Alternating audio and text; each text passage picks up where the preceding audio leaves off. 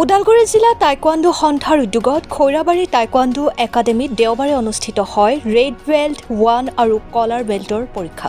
ৰাজ্যিক ভিত্তিত অনুষ্ঠিত ৰেড বেল্ট 1ৰ পৰীক্ষাত ৰাজ্যখনৰ বিভিন্ন জিলাৰ 40 গৰাকীৰো অধিক খেলুৱৈ অৱতীৰ্ণ হয়। ইপিনে কলাৰ বেল্ট পৰীক্ষাত ওদালগুৰি জিলাৰ প্ৰায় 100 গৰাকী খেলুৱৈ অৱতীৰ্ণ হয়। ৰাষ্ট্ৰীয় পৰ্যায়ৰ ৰেফাৰী সাগৰ মণ্ডল, বিহুৰাম বড়ো, ৰিংছাৰ বসুমতাৰী, ময়ূখ বৰকাকতীয়ে পৰ্যবেক্ষক ৰূপে উপস্থিত থাকে।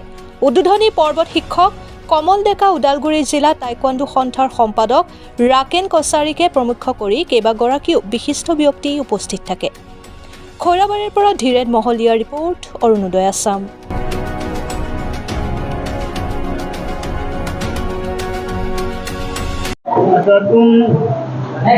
नेशनल लेवल में सिलेक्ट हुआ? कब होगा? खेल कब होगा? 25 to 28। कहाँ होगा? न्यू दिल्ली 86। न्यू दिल्ली। तुम्हारा नाम क्या? निशिगंधा डेका। निशिगंधा डेका। कहाँ प्रैक्टिस किया? उदालगुरी। उदालगुरी कौन centre? Udalguri taekwondo training centre. अच्छा, कैसा लगा सिलेक्ट होकर? अच्छा लगा। मेरा नाम राजकर्माकर है। मैं पहले तो मैं आपके इस चैनल को धन्यवाद देना चाहूँगा जिसके ज़रिए मुझे ये कहने का अवसर मिला। रांगापारा केवी में हुए 30 सेकेंड रोप स्कीपिंग कंपटीशन में मुझे गोल्ड मेडल मिला। मैं इसके लिए राकेन सर को धन्यवाद देना चाहूँगा जिसने मुझे प्रैक्टिस करवाया इसका।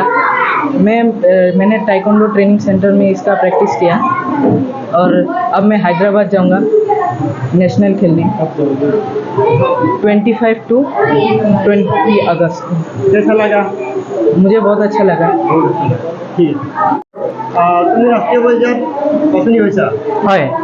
কেনেকুৱা লাগিছে বাছনি হৈ? হয়, খুবেই ভাল লাগিছে। খেল ক'ত হ'ব? এইটো ঔৰংগাবাদত হ'ব, মহাৰাষ্ট্ৰত। কেতিয়া হ'ব? 17 আগষ্টৰ পৰা 20 আগষ্টলৈ হ'ব। তোমাৰ ক'ত প্ৰেক্টিছ কৰিছা? আগতে পোনপ্ৰথমতে মই গাঁৱতে পুলক শইকীয়া ছাৰৰ আণ্ডাৰত মই প্ৰেক্টিছ কৰিছিলোঁ।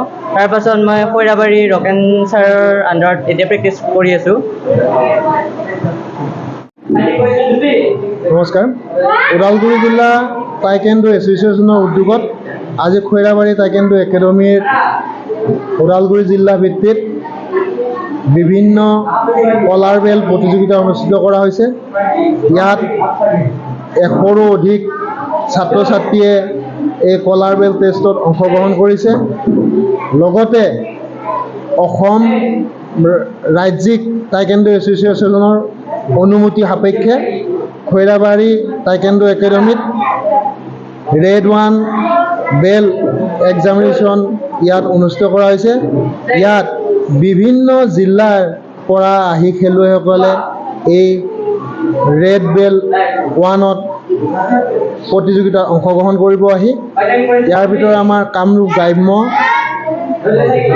বৰপেটা, বাক্সা, চিৰাং, তামুলপুৰ, ৰঙিয়া আদিৰ পৰা বৰমা আদি জিলাৰ পৰা খেলুৱৈসকলে আহি ইয়াত অংশগ্ৰহণ কৰিব।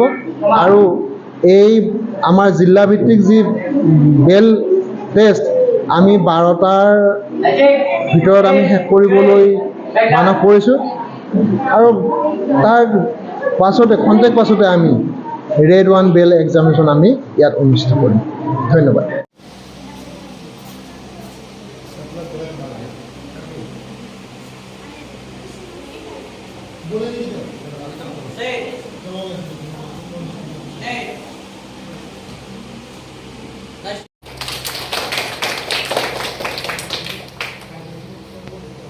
আৰু আমাৰ এক্সাম চলি থকা সময়ত আমাৰ যিহেতু গাৰ্জেন ইয়াতে এলাউড নাথাকে, আপোনালোকৰ